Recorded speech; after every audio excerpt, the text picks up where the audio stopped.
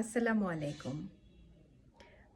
আমার ভাই ও বোনেরা এবং বন্ধুরা আপনারা সবাই আশা করি ভালো আছেন। অনেকদিন পরে আপনাদের সামনে আসলাম। দেশের বর্তমান চলমান পরিস্থিতি আসলে এতটাই ঘোলাটে হয়ে আছে। আ নানা বিষয় নিয়ে আসলে কথা বলা হয়তোবা সুযোগ থাকলে বলা যেত, কিন্তু সময় এবং সুযোগের অভাবে বলা হচ্ছে না। রিসেন্টলি যেই ছাত্রনেতা ছিলেন নাহিদ ইসলাম, তথ্য উপদেষ্টা এবং আরও যে মন্ত্রণালয়ের দায়িত্বে ছিলেন তিনি পদত্যাগ করেছেন এবং তিনি তাদের যেই ছাত্রদের যে রাজনৈতিক দল ঘোষণা করা হয়েছে সেই দলের নেতা হতে যাচ্ছেন বলে আমরা শুনতে পেয়েছি। এবং আপনারা জানেন যে 28 ফেব্রুয়ারি হচ্ছে তারা যেই রাজনৈতিক দলের ঘোষণাটি তারা দিবে, এরকম একটি বিষয় আমাদের সামনে এসেছে।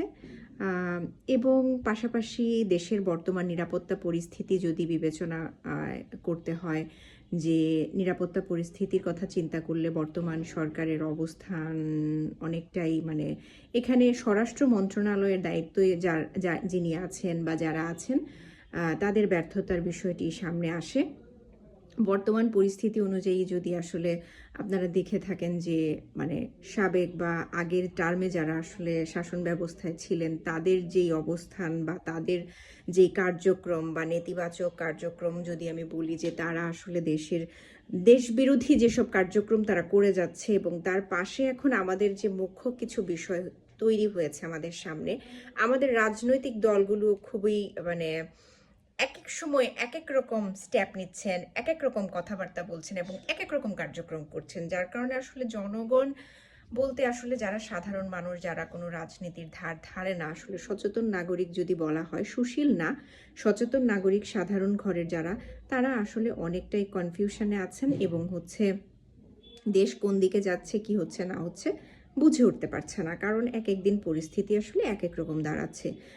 যদি বলি যে বিএনপি এত অন্যতম একটি রাজনৈতিক দল, তাদের অবস্থান এক এক সময় এক এক রকম। জামায়াতের রাজনৈতিক দলও এক এক সময় এক এক রকম। এছাড়াও আরও বিভিন্ন যে রাজনৈতিক দল আছে তাদের অবস্থানও এক এক রকম। এখন আবার ছাত্ররাও রাজনৈতিক দল ঘোষণা করছে। এখানে আবার কিছু বিষয়ে অনেক বিতর্ক উঠছে, যেমন হচ্ছে ছাত্রদের রাজনৈতিক দল নিয়ে যে প্রাইভেট এবং সরকারি বেসরকারি বিশ্ববিদ্যালয়ের শিক্ষার্থীদের নিয়ে তারা এক ধরনের সরকারি বনাম বেসরকারি হয়ে যাচ্ছে, এই ধরনের এই যে ঢাকা বিশ্ববিদ্যালয় কেন্দ্রিক নেতৃত্ব, কেউ কেউ বলছেন যে যখন মারা যাওয়ার বিষয় আসে তখন বেসরকারি বিশ্ববিদ্যালয়ের শিক্ষার্থীরা মারা গেছে, রাস্তায় নেমেছে, অথচ নেতৃত্ব বা নেতা হতে আসে শুধুমাত্র ঢাকা বিশ্ববিদ্যালয়ের শিক্ষার্থীরা।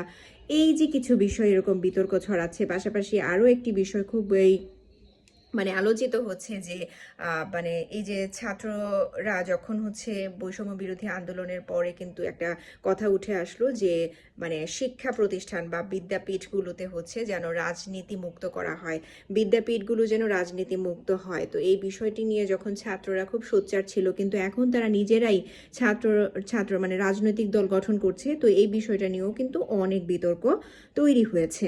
তো আসলে এই সব কিছু মিলিয়ে আসলে কোনটি সঠিক সিদ্ধান্ত বা কোনটি ব্যাঠিক সিদ্ধান্ত সেটি হয়তো বা আমাদের মতন ক্ষুদ্র মানুষজন সেটি আমাদের বলা সম্ভব না। তবে এই সার্বিক পরিস্থিতি বিবেচনা করলে আসলে দেশের পরিস্থিতিটা বোঝা যাচ্ছে না যে আসলে কোন দিকে যাবে। তবে আমরা আমাদের জায়গা থেকে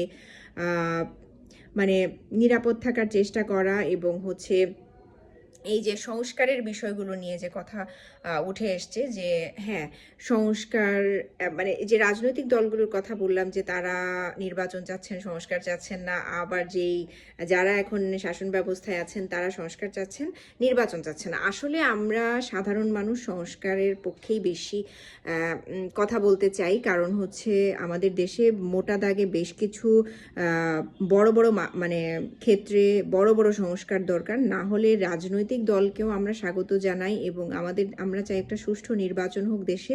অবশ্যই সুষ্ঠু নির্বাচনে সবাই অংশগ্রহণ করুক এবং আমরাও যারা কোনোদিন ভোট দিতে পারি নাই তারাও যেন সেই ভোটটা দিতে পারি। আমাদের যে আস্থাটা নষ্ট হয়েছে সেই আস্থাটা যেন আবার ফিরে আসে, আমরাও সেটা চাই।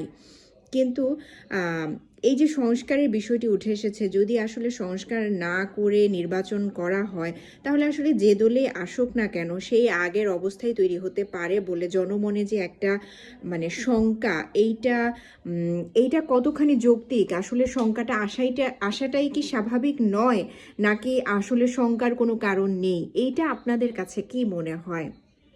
আমার ভিডিওটা যদি আপনারা আসলে মানে না টেনে দেখে থাকেন, আমার কথাগুলো মানে যে রিসেন্ট কিছু বিষয় নিয়ে আমি যেই ব্রিফটা করলাম, আপনাদের সব কিছু মিলিয়ে আসলে কি মনে হয় এটি কি আসলে যৌক্তিক নাকি যৌক্তিক না?